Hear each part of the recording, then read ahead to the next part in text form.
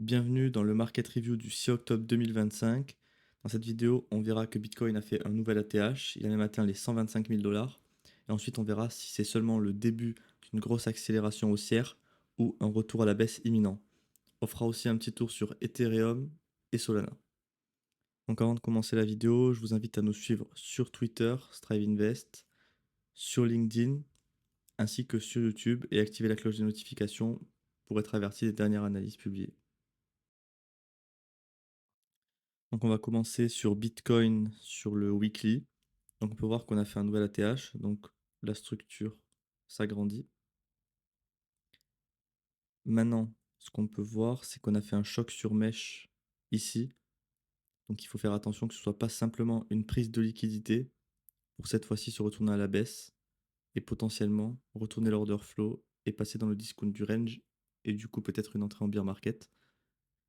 Du coup, il faudra que le prix confirme dans les prochaines semaines une continuation haussière. Après, je vois rien d'autre. Là, on est dans une sidebar pour le moment. La semaine vient de commencer. Donc, on verra ce qui se passe dans les prochains jours pour se projeter sur les semaines à venir. Maintenant, on va passer sur le daily. Donc, structure haussière aussi, hein, l'order flow haussier. Donc, on cherche uniquement des longues, pas de short sur ce marché qui fait que monter en ce moment. On peut voir qu'avec l'e-sidebar qui a été faite samedi, le order flow futur, si on se retourne à la baisse, est remonté.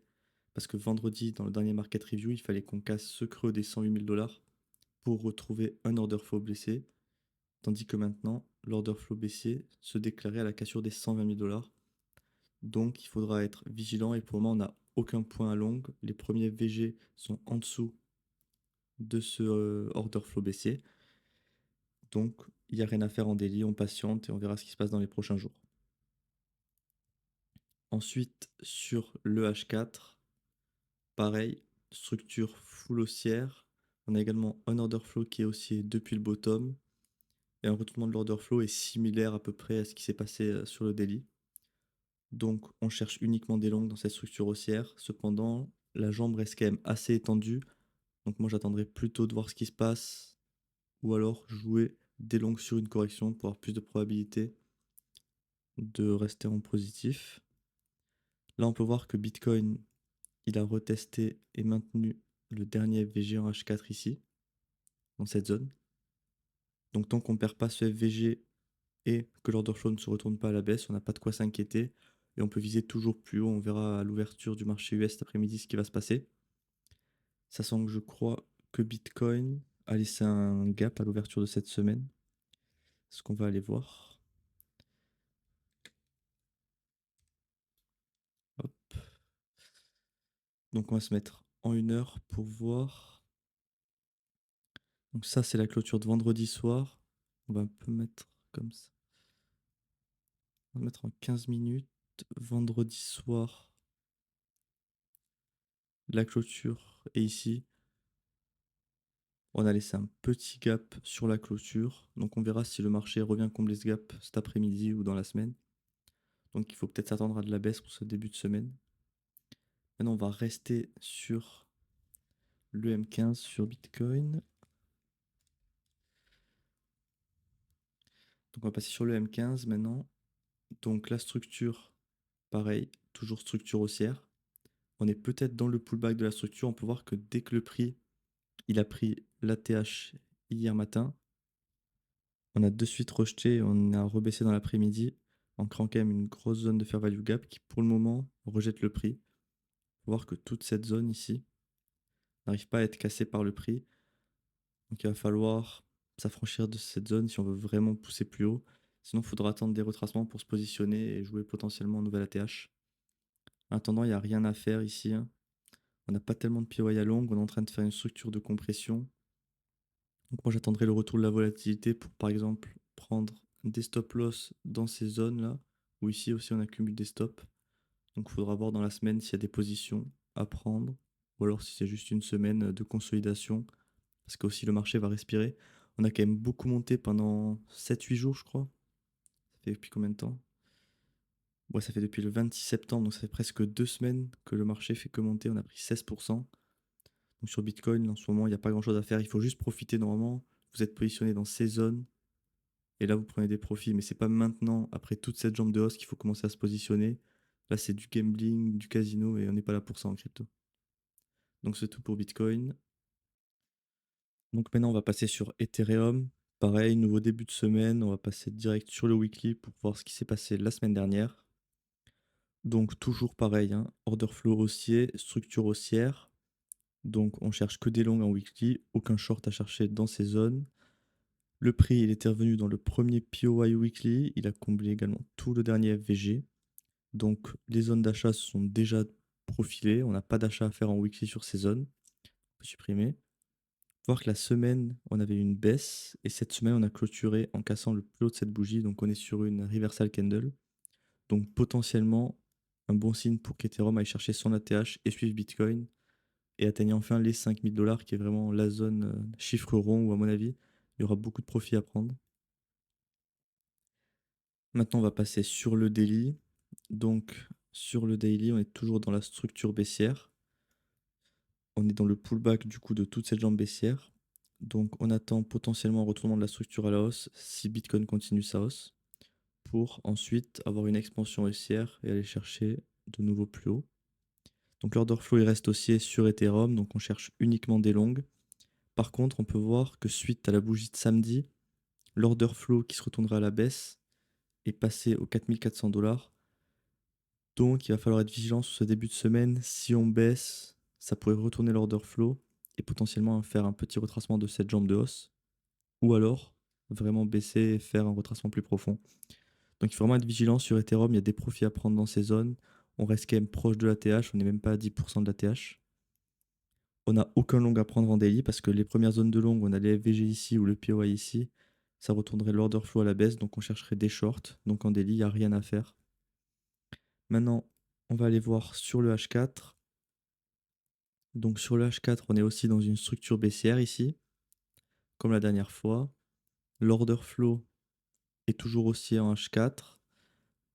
L'order flow se retournera à la baisse du coup si on casse les 4440 $. C'est à peu près la même chose qu'en daily. Sauf qu'en H4, on a eu des positions qui ont pu être prises. Il y a eu des points d'achat qui ont été donnés ici, hein. Là, on a ce FVG ici là, qui a été maintenu partiellement. On a méché, enfin on a clôturé juste en dessous, mais on a rattrapé juste après. Donc, tant que Ethereum perd pas ce FVG définitivement et que l'order flow ne se retourne pas à la baisse en 4 heures, on peut potentiellement jouer une continuation haussière. Donc pareil, on verra à l'ouverture du marché US cet après-midi ce qui va se passer pour la nouvelle semaine, et on verra du coup ce qu'il faut faire dans les prochains jours. Sinon, je vois rien d'autre à faire en H4. Non, on n'a rien d'autre, du coup on va passer direct sur le M15. Sur le M15 par contre, on a toujours une structure haussière. Donc on est potentiellement dans le pullback de cette structure étant donné que l'order flow est baissier. Ici, on peut voir qu'on avait retourné l'order flow à la hausse avant en cassant ce sommet ici. Sauf qu'à la cassure de cette inside bar, il est redevenu baissier et il repasserait aussi à la cassure des 4578. Donc comme l'order flow est baissier, on cherche uniquement des shorts et on n'a rien à short parce que l'order flow vient juste de passer en baisse. Donc on attend des bougies potentiellement pour jouer des shorts. Il faudrait qu'Ethereum, pour être baissier, il casse ce FVG. On peut voir que ce FVG, il a quand même bien retourné le prix. Une première fois ici avec de suite une grosse bougie. Et ici une deuxième fois, on est en train de rejeter. Après, en général, si on vient plusieurs fois tester un FVG, c'est bon signe pour le breakout dans la suite. Et pour potentiellement aller chercher déjà ce sommet. Et après, on a l'objectif de la TH qui se situe plus haut. Donc ça, c'est notre sommet de la semaine dernière. Donc sur Ethereum, il n'y a rien à faire en daily, en 4 heures ou M15, donc on patiente. Il faudra que le prix nous donne un peu de points d'intérêt ou de zone à longue cette semaine. Mais là, il n'y a rien à faire, donc on regarde et puis voilà. Donc pour finir, on va passer sur Solana. Donc on va commencer sur le weekly aussi, comme on a eu la clôture de cette semaine. Donc la clôture, il n'y a rien de nouveau. On est sur une petite remontada de cette bougie baissière. Donc en gros, on est dans un range de ce FVG. Tant qu'on maintient ce FVG, pas de quoi s'inquiéter sur Solana. On est toujours en train de rejeter dans notre POI en weekly. Sauf qu'en général, quand on y passe plusieurs semaines, il y a quand même de fortes chances d'aller plus haut et de le breaker. Donc on verra ce qui se passe dans les prochaines semaines. Ensuite, je vois rien d'autre.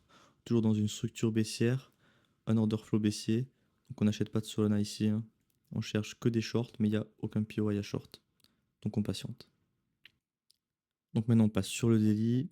Donc c'est comme la semaine dernière, structure haussière, order flow baissier, donc on cherche uniquement des shorts. Et on est dans notre dernier POI avant de retourner l'order flow pour short.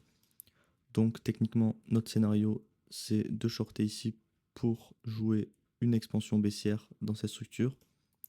Sauf que comme Bitcoin est en train de prendre son ATH et potentiellement tout de monter, moi je patienterai et je ne shorterai pas du tout cette zone. On n'est pas à l'abri que Solana explose aussi. Donc il faut patienter pour voir ce que fait Bitcoin. Si Bitcoin entame une correction de son mouvement qui était quand même assez épandu les derniers jours, là on aura peut-être des shorts intéressants à jouer sur Solana. En attendant, on patiente. Donc maintenant, on va regarder sur le 4 heures. Donc sur le 4 heures ici, on a une structure qui est baissière, un order flow qui est haussier et on est revenu dans le discount du range sur ce pullback. Donc potentiellement, on aurait une continuation baissière à venir dans les prochains jours. Mais comme l'order flow reste haussier, on cherche uniquement des longues. Et les premières zones de longues sont ici. On a ici le FVG et ici on a notre supply en 4 heures. Donc potentiellement le scénario c'est de longue dans cette zone pour ensuite jouer des profits soit sur ces highs. On a aussi ce high ici ou direct et 250 $. Si Bitcoin continue à faire une hausse, là on aurait un bon setup de longue sur Solana. Donc on va voir ce qui se passe cet après-midi à l'ouverture du marché US. Donc maintenant on va passer sur le M15 sur Solana. Donc la structure est toujours haussière. On est potentiellement dans le pullback de cette structure haussière. Sauf qu'on a toujours, comme sur le H4, un order flow qui est haussier. Donc on cherche uniquement des longues. Et les premiers scénarios, on a le FVG ici, ainsi que notre supply à ce niveau-là. Donc on attend potentiellement un retour dans ces zones pour chercher des longues et jouer des profits soit sur ce high ou sur celui-là. Donc on verra ce que fait Bitcoin parce que c'est quand même ce qui va beaucoup influencer. Donc j'ai pas montré encore, mais cette semaine, on a le FOMC minutes. Donc je pense que le début de semaine, ça va pas du tout être intéressant. Ça va souvent être faussé, manipuler le prix. Beaucoup de chasse au stop. Je pense que tant qu'on n'aura pas eu cet événement, ça sert à rien de trader ou regarder ce que font les marchés.